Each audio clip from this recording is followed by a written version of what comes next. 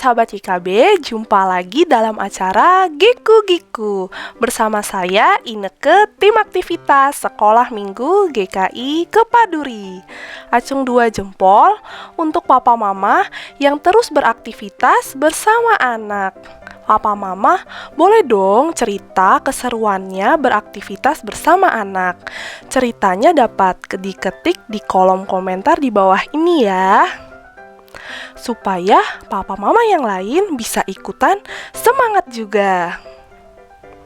Setiap minggu, Giku Giku terus menyajikan alternatif aktivitas orang tua dan anak yang sesuai dengan topik sekolah minggu dari Bina Warga.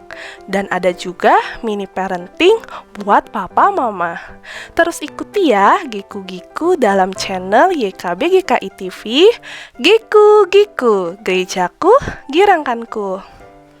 Yuk papa mama, kita ajak anak-anak untuk beraktivitas bersama. Tapi kita simak dulu ya, yang penting juga buat papa mama, yaitu mini parenting.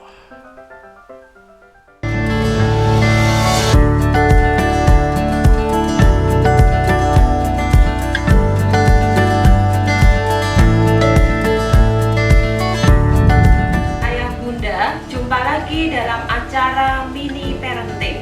Dalam video ini kami akan menyampaikan tips pendek tentang bagaimana mendampingi anak-anak yang telah Tuhan anugerahkan dalam pernikahan ayah bunda sekalian. Saya Injang Wahyuningrum, saya psikolog dari Universitas Kristen Satya Wacana Salatiga. Dalam era digital terjadi perubahan dalam berbagai segi kehidupan kita. Salah satunya adalah dalam pemilihan permainan bagi anak. Permainan-permainan tradisional semakin sedikit dipilih oleh anak dibandingkan permainan-permainan yang menggunakan perangkat digital. Seperti contohnya game online. Tidak sedikit orang, baik itu berusia dewasa, berusia remaja, maupun berusia anak-anak, yang menjadikan game online sebagai hobi untuk mengisi waktu luangnya. Apabila permainan tersebut dilakukan dalam batasan yang wajar, artinya tidak mengganggu aktivitas sehari-hari, tidak mengganggu kondisi kesehatan, kegiatan ini sebenarnya boleh dilakukan. Namun, apabila bermain game online ini sudah menjadi suatu adiksi atau kecanduan, hal ini perlu menjadi kewaspadaan bagi ayah bunda sekalian. Ada definisi tentang kecanduan game online yang diartikan sebagai adanya gangguan mental yang ditandai dengan dorongan untuk bermain game online ini selama berjam-jam, bahkan hingga melupakan atau tidak mempedulikan aktivitas yang lain. Misalnya, menjadi lupa akan pekerjaan rumah, menjadi lupa tugas sekolah, menjadi lupa beribadah, atau lupa untuk melakukan tugas-tugas yang lain. Nah, apabila putra-putri ayah bunda ini mengalami beberapa gejala seperti yang akan saya sebutkan berikut ini, maka perlu diwaspadai. Yang pertama, misalnya ada gangguan kontrol untuk melakukan permainan tersebut. Artinya bahwa ketika anak ini tidak bisa mengendalikan diri. Yang kedua, gejala yang kedua, lebih memprioritaskan memainkan permainan tersebut dibanding dengan aktivitas yang seharusnya diutamakan. Jadi misalnya harusnya waktu untuk belajar, tetapi anak lebih memilih untuk bermain game online. Gejala yang ketiga yang muncul, misalnya intensitasnya ini semakin meningkat dan berkelanjutan meskipun ada konsekuensi atau dampak negatif yang dirasakannya. Kemudian gejala yang keempat, adanya perilaku yang berpola tersebut menyebabkan gangguan yang bermakna pada fungsi pribadi, keluarga, sosial, pendidikan, dan area penting lainnya. Kemudian, gejala yang kelima yang perlu dicatat adalah pola tersebut jika sudah berlangsung selama 12 bulan atau lebih, itu sangat perlu untuk menjadi kewaspadaan bagi ayah dan bunda sekalian. Nah, jika putra-putri ayah bunda mengalami kondisi yang saya sebutkan tadi, biasanya itu disebut online atau video gaming disorder, maka ada beberapa hal yang dapat dilakukan. Yang pertama, ajaklah putra-putri ayah bunda untuk membicarakan tentang bahaya bermain game online. Saat membicarakan, bisa menggunakan bahasa yang sederhana, kemudian bahasa itu mudah dipahami oleh anak. Jadi, ayah bunda bisa mengatakan kepada anak bahwa kalau anak tersebut semakin sering bermain game online akan membuat kesehatan matanya terganggu. Kemudian karena bermain game online itu berada pada posisi yang sama dalam waktu yang banyak, maka kemudian kurang gerak. Ketika kurang bergerak, maka anak mungkin akan mengalami kegemukan atau obesitas. Kemudian selain itu karena kurang bergerak bisa jadi mengalami nyeri sendi. Selain itu bisa juga anak menjadi kesulitan konsentrasi terhadap tugas-tugas atau kewajiban yang harus dilakukan. Kemudian yang kedua, ayah bunda bisa menghitung kira-kira durasi bermain anak selama satu hari itu berapa. Misalnya ternyata anak ayah bunda ini sudah bermain game online dalam sehari itu ada di atas 5 jam misalnya. Silakan dicatat, diperhatikan kalau dalam sehari itu durasinya sudah terlalu panjang, maka itu perlu menjadi kewaspadaan bagi ayah dan bunda. Ketika kita sudah tahu durasi yang dilakukan oleh anak dalam bermain game online, maka ayah bunda yang ketiga perlu melakukan pembatasan dalam waktu bermain game online bagi anak-anak. Nah, batasan ini biasanya tidak bisa dilakukan dengan dengan tergesa-gesa atau buru-buru, misalnya tiba-tiba dihentikan, tidak. Tapi ayah bunda bisa melakukan dengan mengurangi secara perlahan-lahan. Jadi jangan langsung seketika berhenti, tetapi dikurangi. Misalnya tadinya anak-anak bermain selama 5 jam sehari, nah mungkin bisa mulai dikurangi menjadi sehari 3 jam. Kemudian setelah itu di minggu berikutnya misalnya menjadi 2 jam, itu seterusnya sampai hal itu bisa diatur dengan lebih baik. Kalau sudah anak mulai mengurangi waktu bermain game online-nya, ayah bunda bisa mencoba untuk membuat jadwal bermain game online tersebut. Jadi memberi batas waktu untuk bermain. Nah, semakin anak itu usianya kecil, waktu yang dibutuhkan untuk waktu yang sebaiknya digunakan untuk bermain game online itu akan lebih baik untuk semakin sedikit, misalnya 1 jam per hari.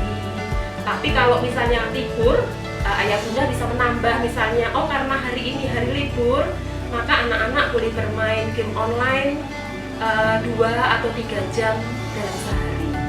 Nah, kemudian selain itu game online ini bisa juga dijadikan sebagai bentuk reward. Jadi jika anak telah melakukan tugas sekolahnya atau tugas di pekerjaan rumahnya, maka dia diperbolehkan bermain. Tapi jika anak ini belum menyelesaikan, ya misalnya dia belum menyelesaikan tugasnya atau PR-nya, maka tidak diperbolehkan untuk bermain game online tersebut. Nah, selain itu, ayah bunda juga dapat membantu anak untuk mengingatkan waktu dan cara membatasinya. Misalnya menggunakan timer atau alarm pada alat permainan anak tersebut, jadi dalam perangkat digitalnya itu. Karena terkadang anak tersebut, anak kita itu lupa karena bermain game online itu menyenangkan. Jadi ketika ayah bunda sendiri lupa mengingatkan, nah, anak-anak ini saking menikmatinya jadi kebablasan. Nah, tapi kalau ada alarm atau ada timer, anak-anak bisa tahu bahwa ini waktu bermainnya sudah habis. Kemudian yang berikutnya, ayah bunda juga perlu untuk meletakkan perangkat game online. Perangkat game online itu bisa berupa komputer atau laptop atau misalnya smartphone, itu di luar kamar atau di ruangan yang bisa terlihat oleh ayah bunda. Karena apa? Kalau kemudian perangkat tersebut diletakkan di dalam kamar yang tertutup, misalnya di kamar anak, nah kita tidak bisa mengawasi sepanjang waktu apakah anak itu bermain atau tidak. Nah, Kemudian yang berikutnya, ini yang lebih menyenangkan lagi, jangan lupa untuk mengajak putra-putri ayah bunda untuk melakukan kegiatan atau permainan di luar ruangan. Ini yang sekarang mulai dilupakan ya. Jadi carilah kegiatan-kegiatan yang banyak bergerak atau mencari hobi yang baru tetapi di luar penggunaan perangkat digital. Jadi misalnya bermain lempar bola atau bermain sepeda atau permainan lain yang sebenarnya membutuhkan banyak gerakan. Nah, satu lagi ini yang perlu diingat, biasanya ayah bunda lupa sudah melakukan langkah-langkah tersebut, tapi seringkali kita lupa bahwa saat mendampingi anak belajar atau saat mendampingi anak bermain outdoor, ayah bunda juga sebaiknya tidak menggunakan perangkat digital sendiri. Jadi saat mendampingi anak-anak, sebaiknya ayah bunda juga tidak menggunakan perangkat digitalnya. Demikian, semoga langkah-langkah tadi akan membantu ayah bunda dalam mendampingi anak menggunakan perangkat digital. Jadi kalau ayah bunda memiliki pengalaman bagaimana dalam mendampingi dan mengasuh anak, silakan cerita di kolom komentar yang sudah tersedia. Atau jika punya permintaan, misalnya ada tentang tip parenting yang lain yang dibutuhkan, silahkan juga tulis di kolom komentar. Sebagai penutup, ingatlah, bila ingin berhasil menjadi orang tua yang bijaksana bagi anak-anak yang telah Tuhan anugerahkan dalam pernikahan, berilah waktu yang memadai untuk beraktivitas bersama anak-anak, dan bila ayah bunda membutuhkan ide tentang aktivitas bersama dengan anak-anak, silahkan lihat ada acara Giku di kanal YouTube GKI TV. Demikian, terima kasih.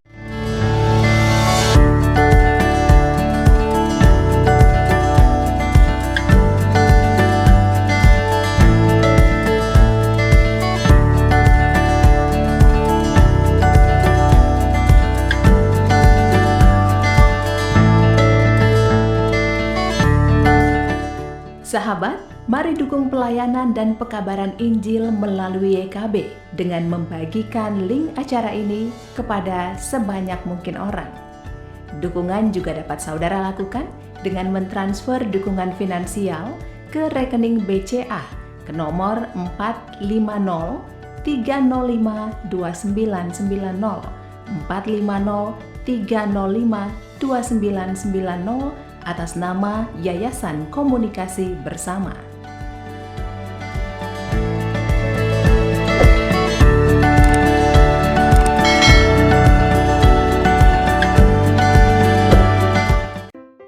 Ide aktivitas minggu ini sesuai dengan tema sekolah minggu, yaitu Pentakosta berdasarkan Kisah Para Rasul 2 ayat yang pertama sampai ke-13. Melalui kisah ini, anak-anak tahu bahwa Tuhan Yesus sudah naik ke sorga, tidak meninggalkan kita begitu saja. Tetapi Ia juga membimbing dan menyertai kita melalui Roh Kudus. Supaya kisah ini tertanam di hati anak-anak, ayo kita ajak anak untuk beraktivitas. Giku-giku sudah menyiapkan alternatif aktivitas bersama anak. Aktivitasnya adalah giku-giku. Papa Mama, kita ajak anak membuat topi Roh Kudus agar anak mengingat bahwa Tuhan Yesus memberikan Roh Kudus kepada setiap orang, kepada Papa Mama dan juga anak-anak. Bahan-bahannya adalah, pertama kita siapkan piring kertas, karton, bisa pilih warna merah, lem, selotip, gunting, pensil, dan terakhir kertas minyak, bisa pilih warna kuning dan orange. Cara membuatnya, kita ambil piring kertas, kemudian kita gunting. Kakak Ineke sudah gambar dan kita langsung aja gunting.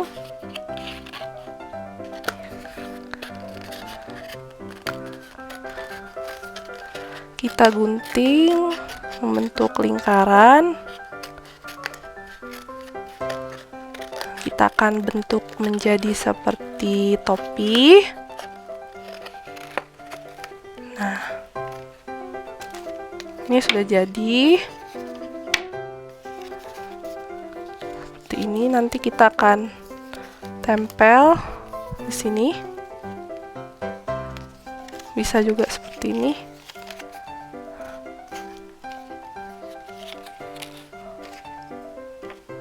Terus kita siapkan kertas karton. Kak Ineke sudah kita gambar seperti ini kurang lebih. Kita akan tempel di sini, kemudian kita ambil gunting.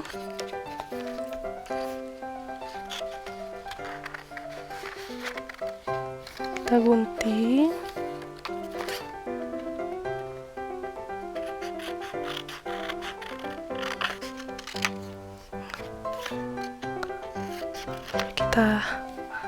Ini bebas, Kak Ineke akan ambil motif yang ini, kemudian kita akan tempel seperti ini. Mungkin Kak Ineke akan gunting bawahnya lagi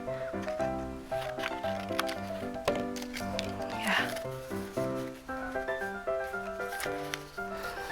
seperti ini ya. Kita ambil selotip, bisa pakai lem juga. Kak Ineke pakai selotip ya.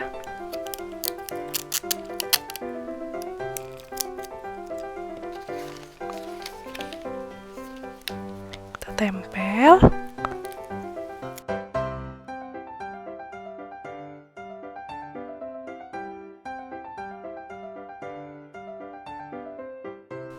Ya, juga pakai lem. Kita tempel di belakang.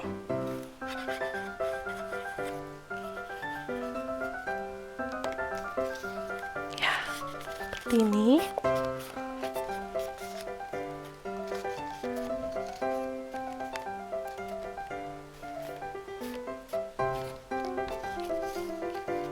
Oke, sekarang kita siapkan kertas minyak. Sebelumnya Kakak Ineke sudah siapkan dulu nih, dan sudah dipotong berbentuk kotak menjadi lebih kecil. Nah, kira-kira kita potong secukupnya, kemudian kita ambil satu persatu, kita remas-remas. Kita akan tempel di sini.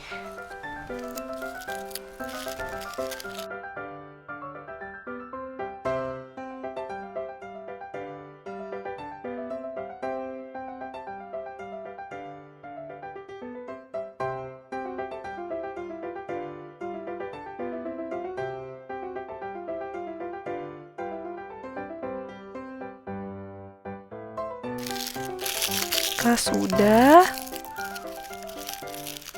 kita ambil lem.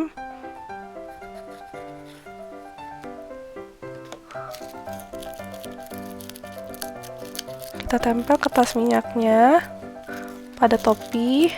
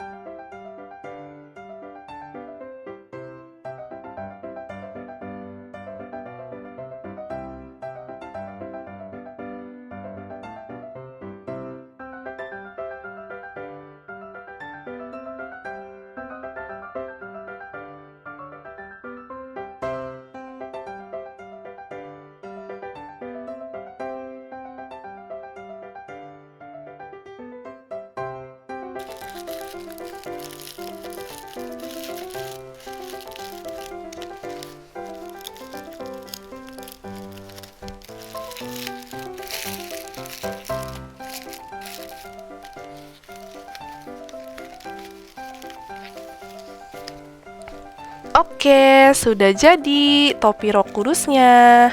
Kakak Ineke bisa pakai. Tara. Nah, kalau papa mama senang dengan program ini, bisa klik gambar jempolnya ya. Dan jangan lupa subscribe YKB GKI TV, klik gambar loncengnya supaya papa mama tidak ketinggalan program Giku-Giku berikutnya. Sampai jumpa di Giku-Giku selanjutnya. Giku-Giku, gerejaku, girangkanku. Bye!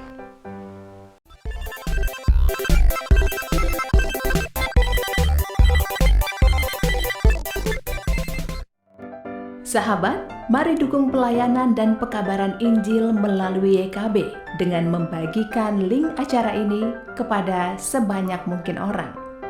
Dukungan juga dapat saudara lakukan dengan mentransfer dukungan finansial ke rekening BCA ke nomor 450 305 2990 450 305 2990 atas nama Yayasan Komunikasi Bersama.